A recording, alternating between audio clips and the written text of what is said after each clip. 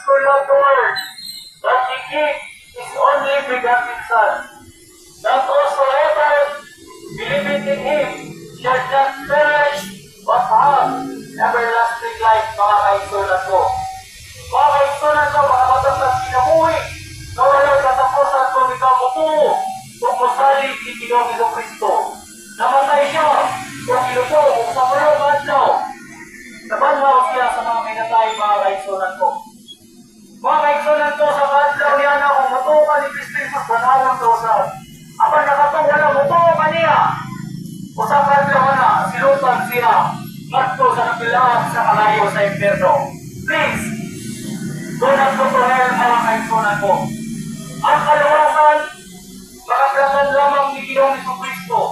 Wala sa reliyon, mga kaigsunan ko.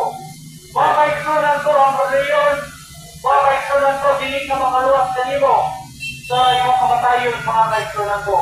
Ang tradisyon, mga kaigsunan ko, dinig na makaluwas sa nimo, mga kaigsunan ko.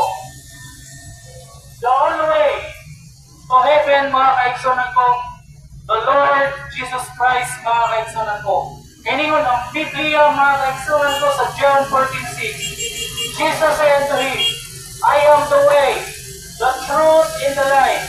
No man cometh into the Father but by me, mga kaigsunan ko. Si Kristo Jesus lang ang kinabuhi nga walay katapusan nga ito mutuo musalig kaniya. Please, do not go to hell, mga kaigsunan ko.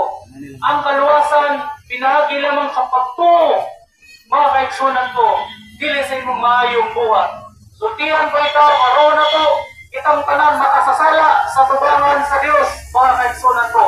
Ang makasasala, silutan sa tubangan sa Dios, mga kaigsunan ko. Mga kaigsunan ko, ayaw kamatay nga dili nimo maangkon ang atong Ginoong Jesucristo.